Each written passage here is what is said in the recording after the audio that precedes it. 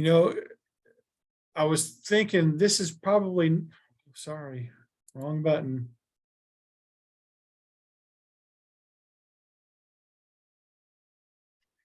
You could, I was thinking you wouldn't count this as political activity, but then again, if you were running for an office, you could always advertise on your commercials or on your political flyers. I volunteer with Habitat for Humanity, right? You help build houses for the poor.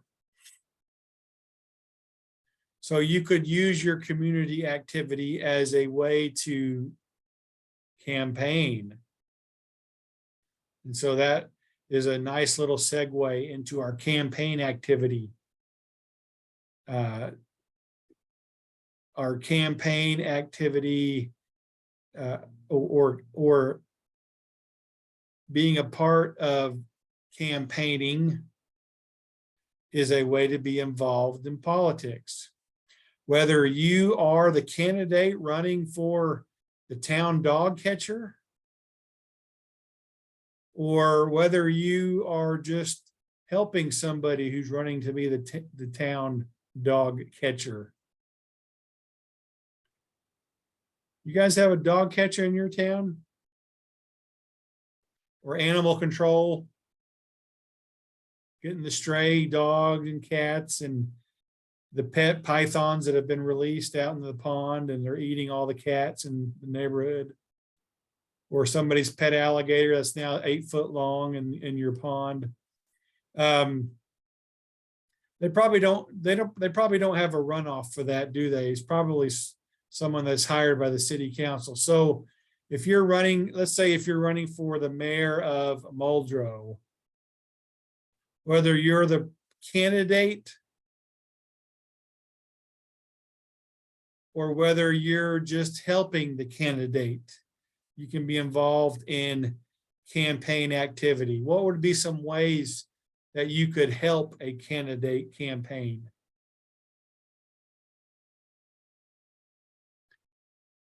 Anybody? To help them campaign?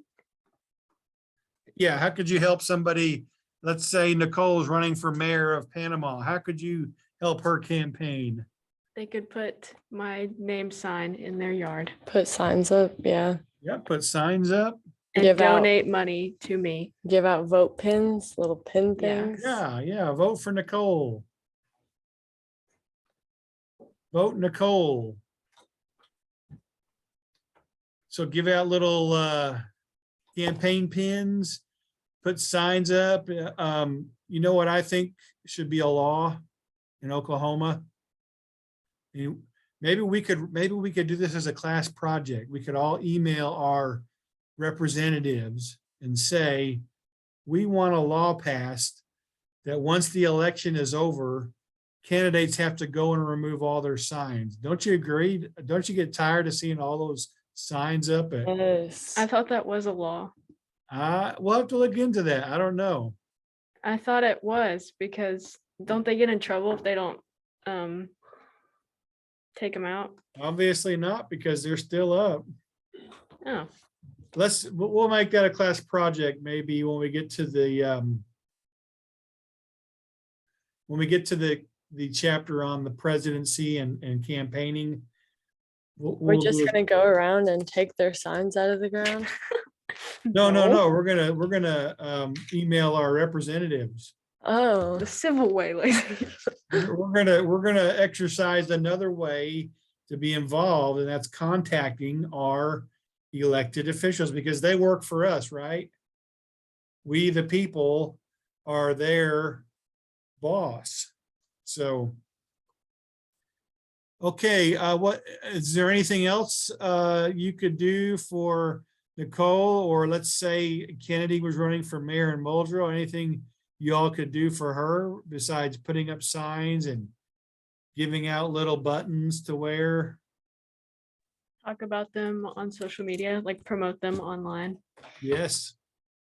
Social media, most likely, maybe not for a mayor, but maybe possibly you'd have your own uh, Facebook page. Well, you guys probably wouldn't do Facebook, but whatever you would do, some kind of social media page, vote for Kennedy, the best Kennedy since John.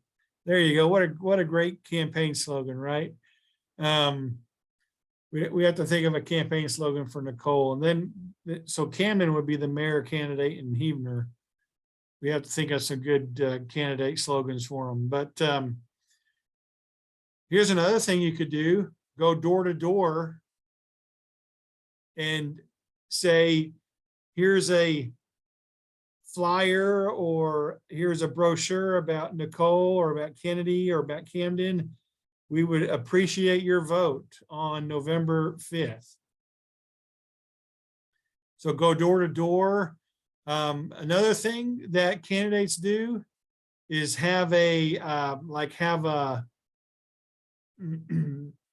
if your town has a fall festival, set up a booth or a trailer, like a flatbed trailer, where they can meet the candidate, and you can give them freebies like free hats, free shirts, free barbecue.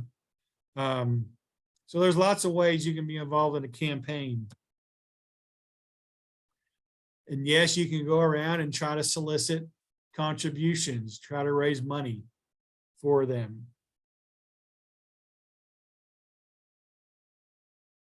This is a true story. I got to share this with you because it's personal. My wife's uncle was a state representative back in the late 80s. He was a representative from this part of Oklahoma, from Hodgen, Oklahoma. And when it was time for him to run for re-election, a very powerful politician from the McAllister area didn't like my wife's uncle, because my wife's uncle would not basically cow down to this powerful senator. So the senator from McAllister got a man to run for the seat to beat out my wife's uncle. Well, during that time when they were campaigning, my wife's grandpa died, or her grandma, excuse me, her grandma died. And on the day of the funeral, as they were going to the church,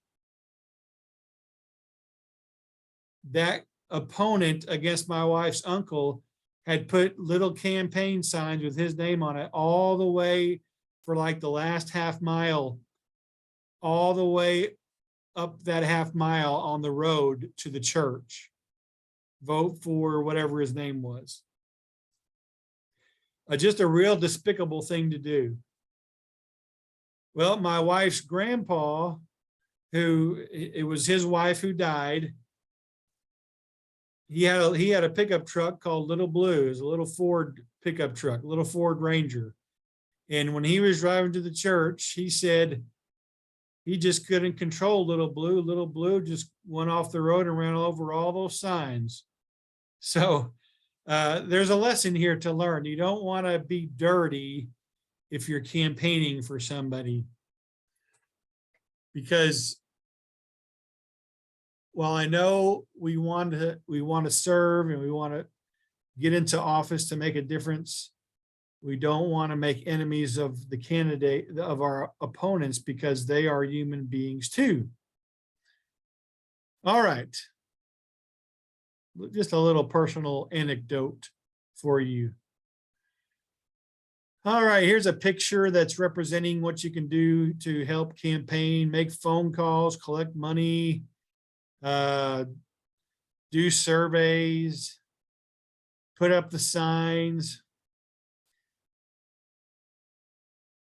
I forgot about this one, competitive elections. I love people who can draw people that it looks like the people, but it also looks exaggerated. So 2020 presidential election was a competitive election.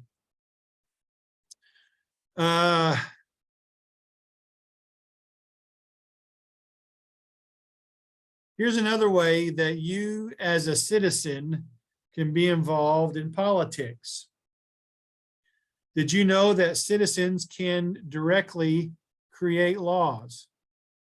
Did you know that? Because, right, we know, we understand that Congress, they're the ones who make laws. But there is a way that we as citizens can be directly involved in the making of laws. These two things, and I forgot what page they're on in the book, but they're there in chapter 8, the initiative and referendum. Actually, initiative is mentioned in chapter 8. Referendum is just, initiative is mentioned and kind of explained. Referendum is only mentioned in chapter 8, and it's only in another chapter where it's explained, but I'll talk about it right now. An initiative is where ordinary citizens can propose a law that they want their legislators to consider. And so the way that this would happen is that, let's say, well, let's just look at this example here.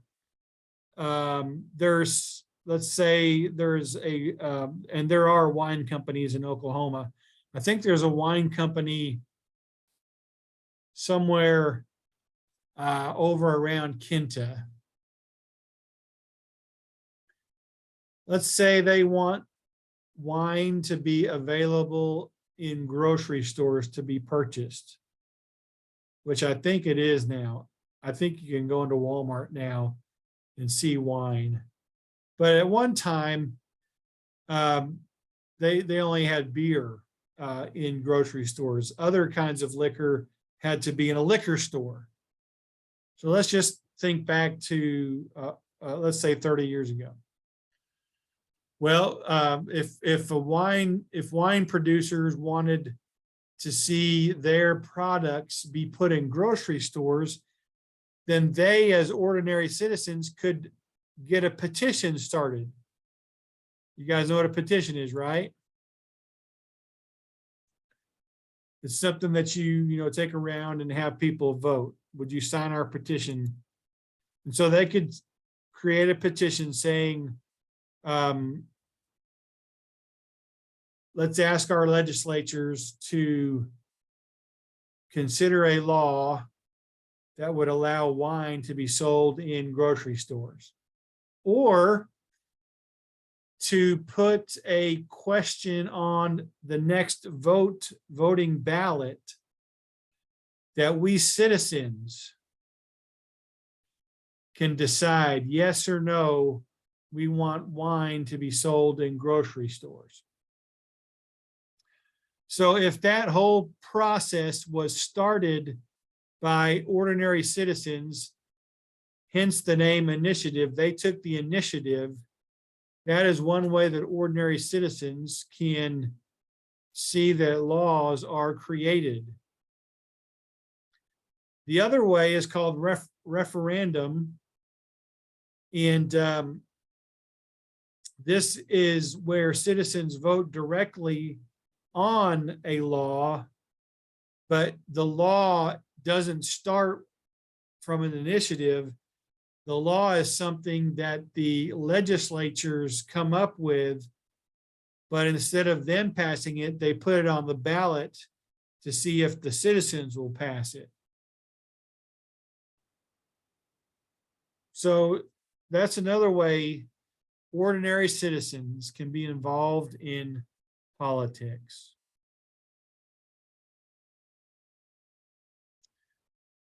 All right, moving on from political participation, is there any questions before we talk about state electoral laws?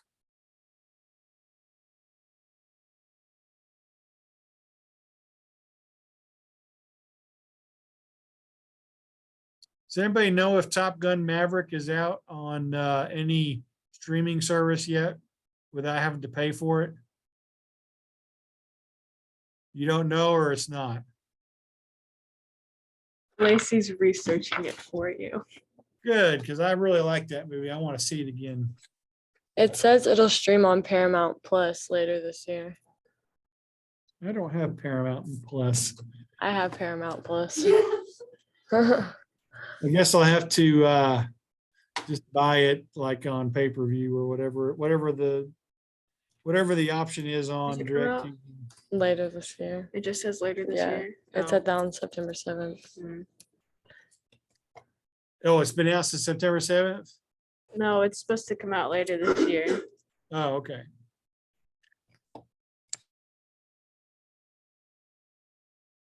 And I still need to see Jurassic Park, Jurassic World, the very last one. Okay. So we're moving from participating in politics to trying to get more people to be involved with voting.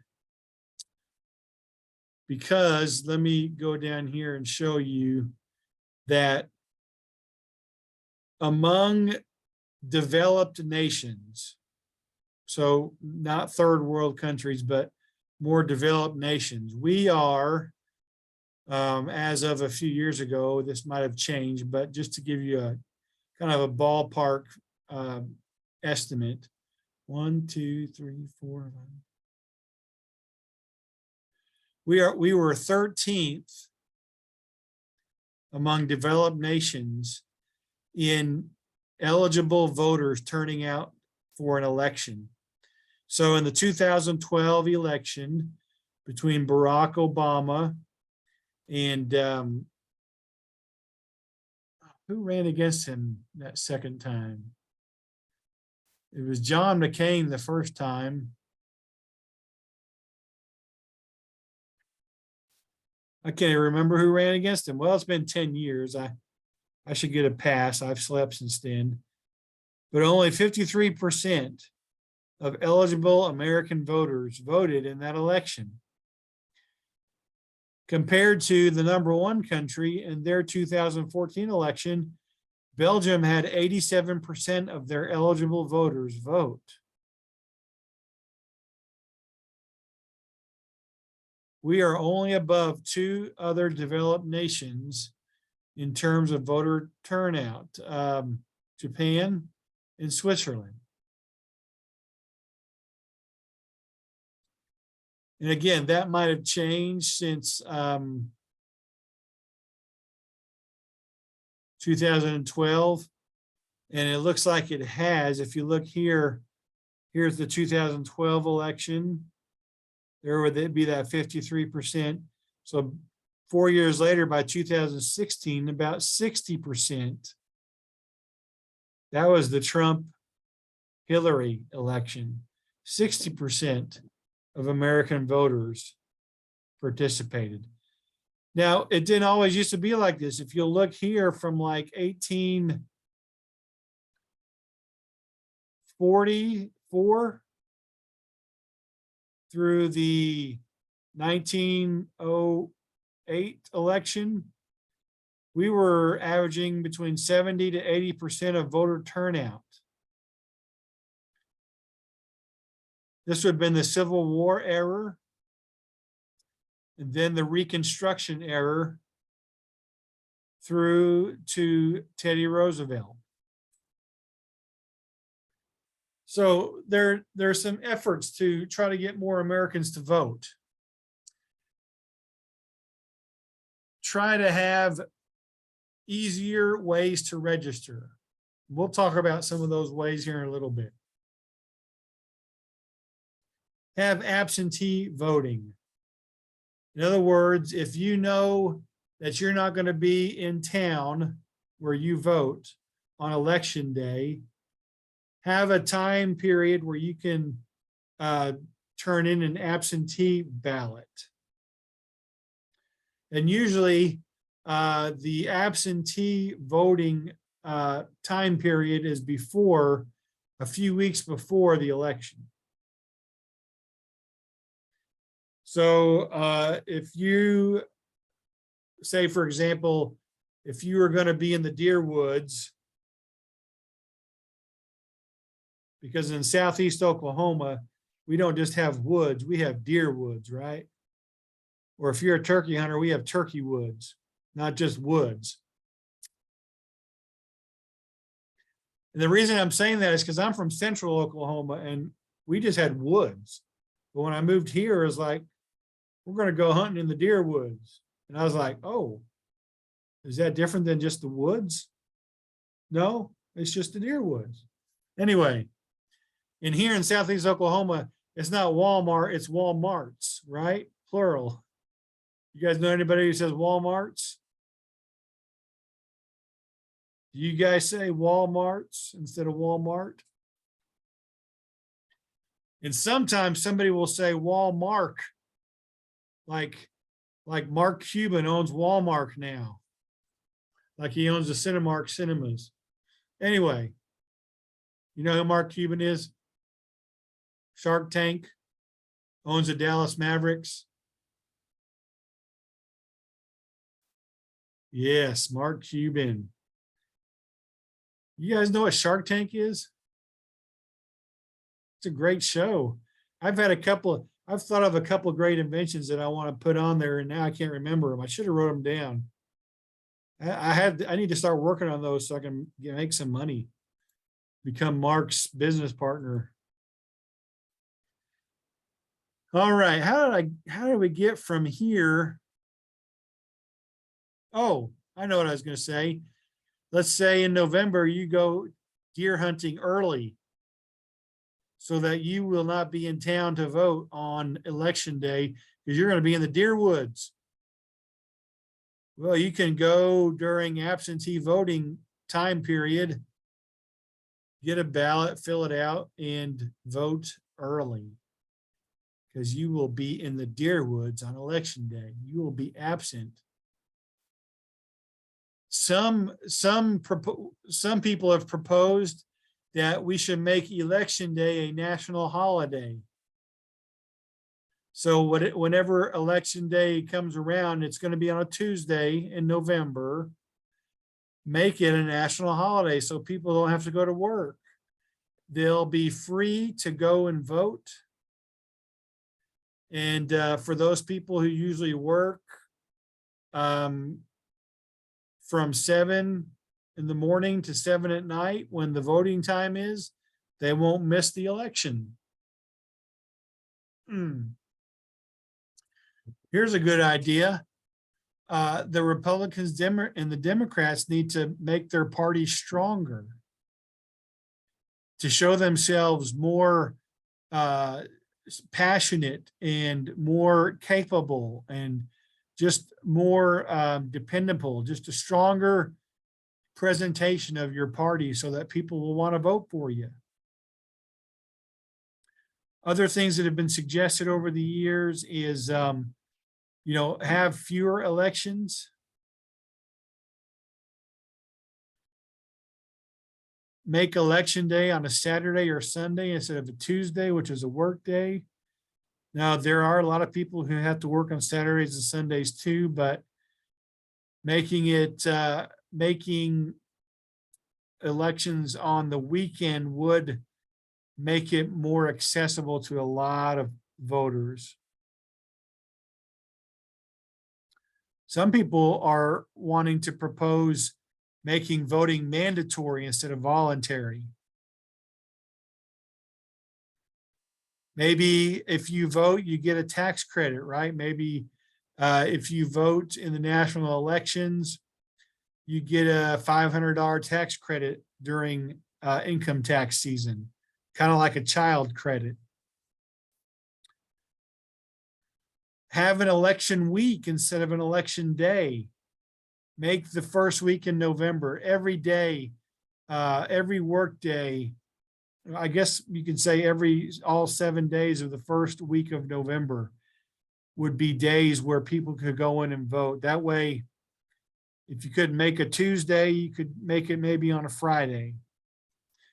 And then make voting available on the world, on the internet,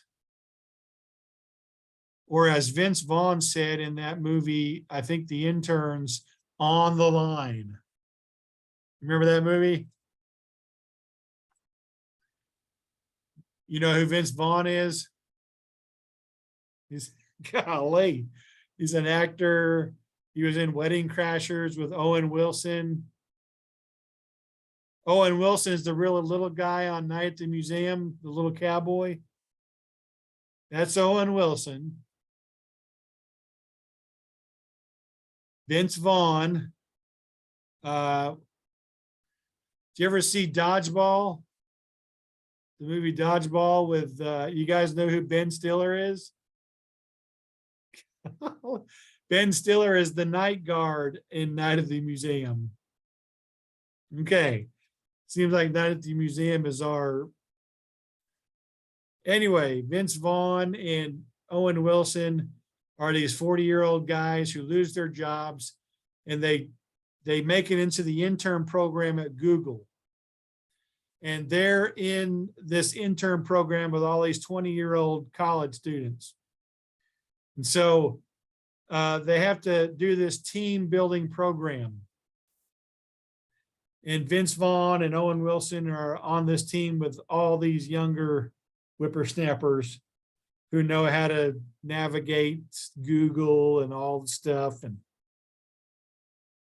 And Vince and Owen come up with this idea, and Vince keeps saying, what if we did it on the line? And this one guy's like, online.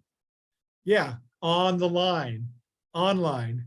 And so I like to do that because I know it drives you younger people crazy. Because I know it's online, but it's fun to say on the line. All right, you guys. I love it. Okay. Why should you register to vote? Well, for one thing, it prevents fraud.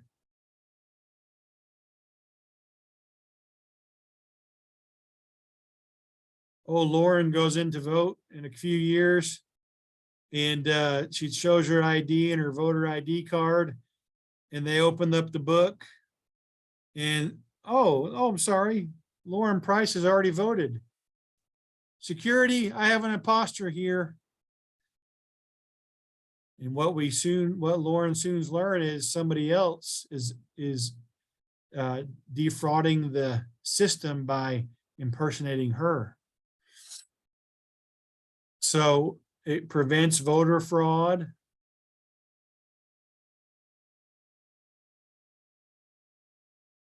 Registering to vote will ensure that someone meets the requirements to vote.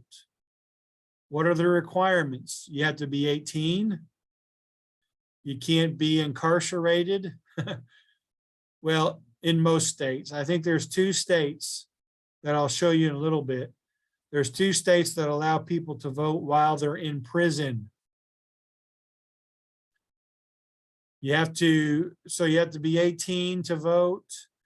You have to not be incarcerated or have lost your voting privilege because of too many imprisonments.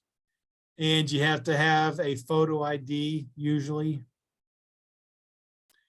Another reason why it's good to register is so that political parties and the government can keep a record of voting patterns and have statistics so that they can identify trends. So here's some things that are of interest about registering to vote. All states have laws to register except North Dakota. Many states require you to vote, to register to vote at least 30 days before the election. Some laws have a different amount of days before the election. Now, in 1993, there was the National Voter Registrations Act, sometimes called the Motor Voter Law. And what this did was,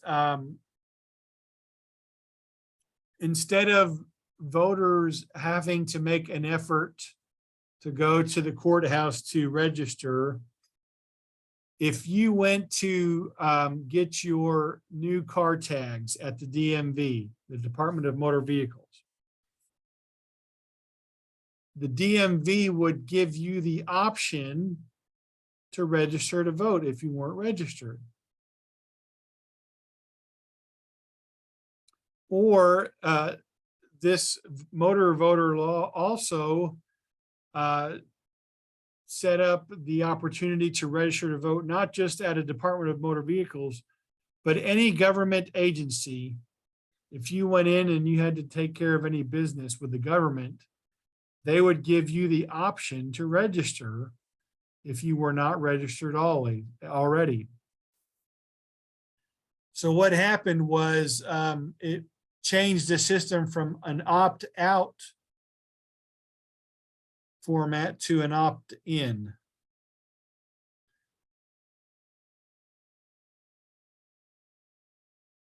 If you just went to take care of any kind of a business that involved a government agency, like getting a new driver's license or getting your new car tags, they will always give you the opportunity to register. Do any of you remember in getting your driver's license? Of course, they probably didn't ask you to register because you weren't 18. So see, Hannah, you're the only one that's 18, right? If you had to go to any government agency since you turned 18, like a Department of Motor Vehicles or a courthouse, so you weren't given, oh, she wants to say something. I have to go to the tag office and get my license renewed or something like that. Like get the thing off of it. You know? Okay, so they're gonna give you an option to register. So if you're not already, okay. Mr. Bings, Yo, I have to leave now because I have a student council meeting. I'll allow it. All right. Yeah, hello. I'm just kidding. All righty, but at 11:44, so I got my 6-minute warning. Okay. If you move to a new town, you must register. Oh, that reminds me, I've got to register. I moved in July and I haven't yet registered. So I can vote in November. Called the Motor Voter Law, or officially the National Voter Registration Act of 1993. The state of Oregon in, I think, 2004, you guys have to check me on that, it's in the book. The state of Oregon, they changed the motor law. Instead of asking people if they wanted to register, anytime you went to get your driver's license in Oregon, if you were not registered, you were automatically registered when you got your license. Oh yeah, it's on page 293. A lot of states have since adopted what is called the Oregon model. So here in Oklahoma, you could go to the Oklahoma government website.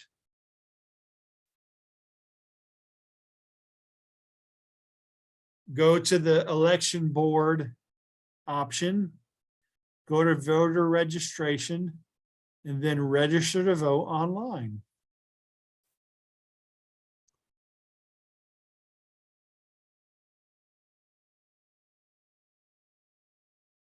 Now, there is a push that,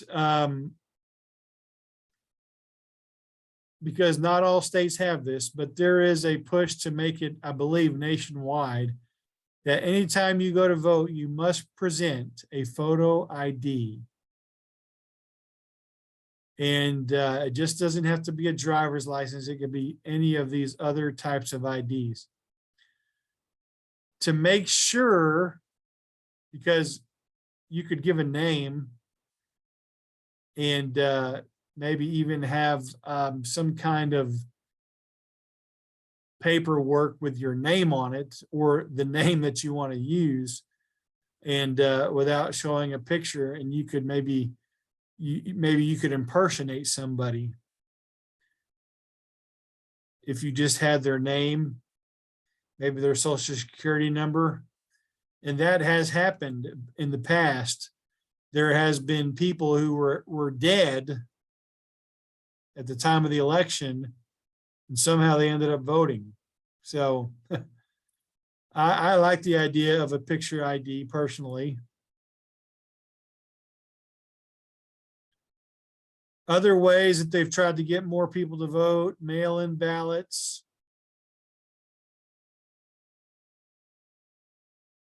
same-day registration.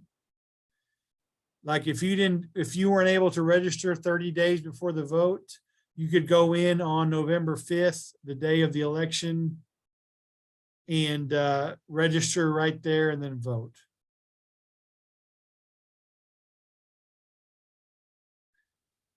Don't adopt this guy's attitude. My participation in this election won't change a thing.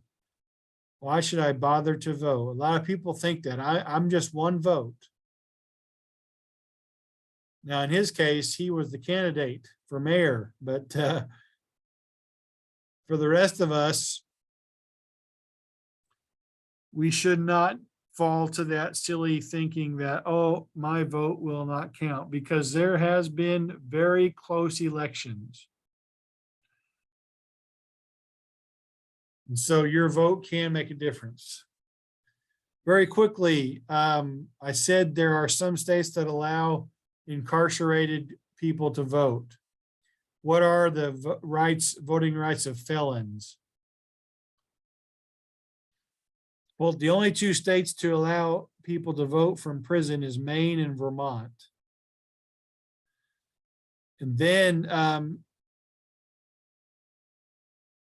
there's two states that allow people to vote after they finish their prison term and then they finish their parole time. 18 states allow prisoners to vote once they complete their prison sentence. 9 states have said if you go to prison, you lose your right to vote completely. 19 states, of which Oklahoma is a part, say you have to finish prison time, then you have to finish your parole time, and then if you have any probation, you have to finish that too.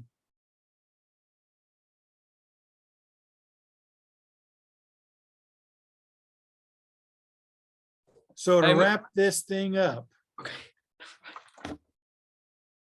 the conventional or traditional ways to vote, to participate in politics, is voting, registering to vote, writing letters or emails to your representatives, making phone calls to them, becoming a part of an interest group. And I didn't talk about interest groups because there's a whole separate chapter on interest groups. And then giving money. Unconventional or untraditional ways: protesting, rebelling, being a part of boycotts, camping outside of an elected official's house, throwing paint on people who wear fur coats. Hey, Mr. Nichols. I mean, not Mr. Nichols, Mr. Binks. Sorry. Yo. It's 11:51. All right. Get out of here. All right, bye. I was done anyway, but have a great Monday and Tuesday.